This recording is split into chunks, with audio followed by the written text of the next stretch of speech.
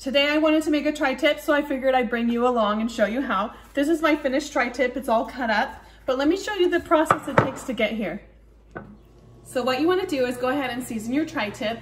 I made a rub with 1 cup of salt, 1.5 cups of brown sugar, 1/4 cup of cumin, 1/4 cup of garlic powder, 2 cups smoked paprika, 1/4 cup of onion powder, 1 tablespoon of black pepper, and then if you have liquid smoke, you can go ahead and pour that on your meat, and that will help the seasoning adhere to the meat and you can rub it all in. I didn't have liquid smoke, so I went ahead and used olive oil. I drizzled this onto the meat, and then I generously sprinkled my seasoning mix all over the tri-tip and massaged it in well, okay?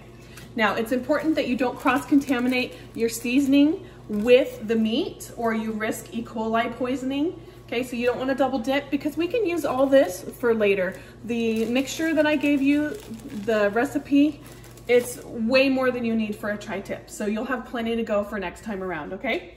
I went ahead and vacuum sealed my tri-tip. You don't have to do that, but you do want to let it sit in the fridge and marinate for 6 to 8 hours. So I vacuum sealed it, I let it marinate overnight, and now it's ready to go and well seasoned. So first thing we want to do is sear the tri-tip, just the outside. So we're going to put it in the pan.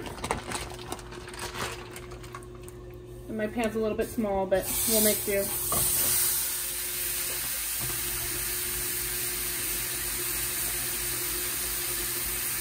You want to go ahead and sear it about 4 minutes on each side.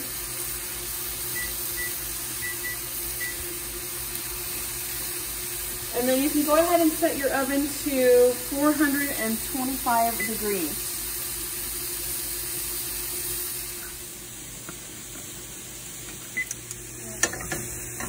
Okay, make sure that you get all the sides. You want to sear the sides as well. And if you look at this side, you can see that nice searing that we got going on. You want to get all those sides. Careful not to burn yourself.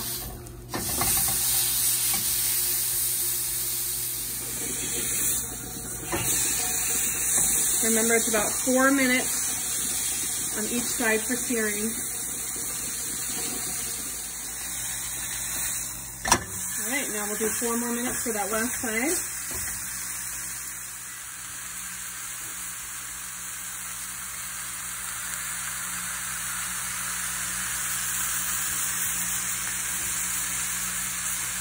The whole thing. Go ahead and stick it in a pan for the oven. All right, now I'm going to go ahead and cover it with tin foil.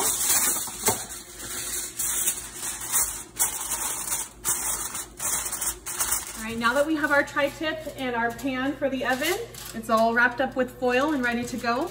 We're preheating the oven to 425 degrees Fahrenheit, and you're going to cook your meat 10 to 15 minutes per pound. So for our meat, this is going to take about 90 minutes, 1 hour and a half. All right, so once the oven's ready to go, once it's been preheated, we'll go ahead and pop that in and just wait for it. So it's been 90 minutes, so our tri-tip should be ready. Let's go ahead and take it out and temp it. Okay, so now that the tri-tip is done, we want to go ahead and temp it with a probe thermometer. So you can stick this thermometer in the thickest part and then temp it. Now, if you're wanting like a medium roast, then go ahead and make sure the internal temperature is about 145 degrees Fahrenheit.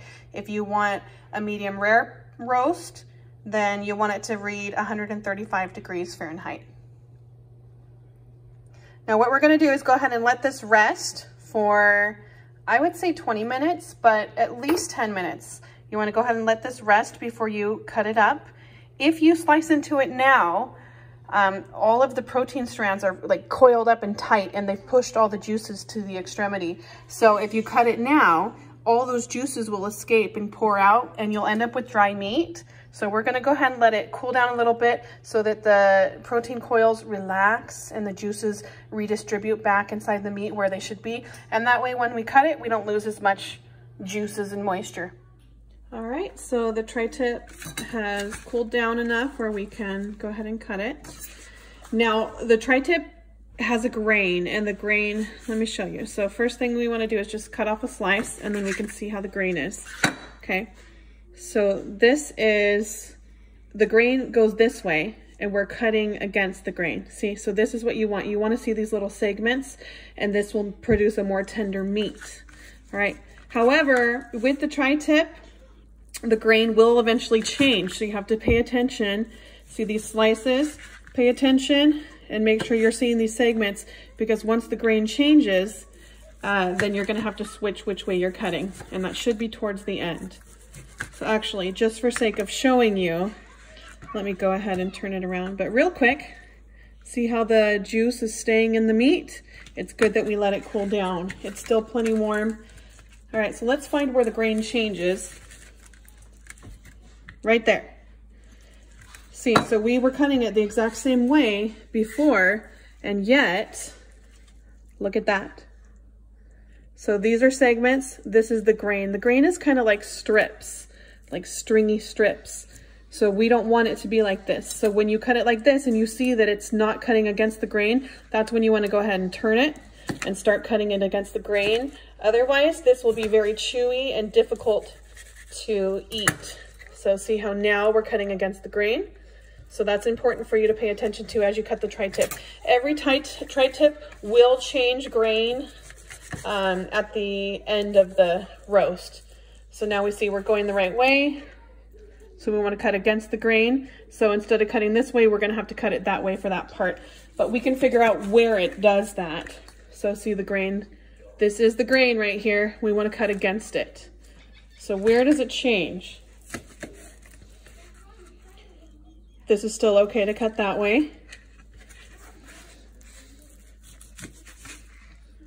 There we go. That's where it's changing right there. So look, we got segments here and grain there. How funny is that? So at this point, we know we can start cutting it this way in order to have it be more tender. And we're cutting against the grain. You never want to cut with the grain, cut against the grain. See? All right. So I'm going to go ahead and finish cutting these up, and then we'll give it a try. All right, I'm going to go ahead and take my pieces and put it back into the juice while I cut the rest of it. All right, there we go. There's our tri-tip. I did make my tri-tip well done because that's what my children like, but I actually prefer it medium.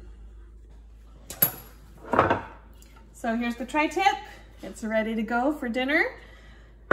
And I'm going to try a piece.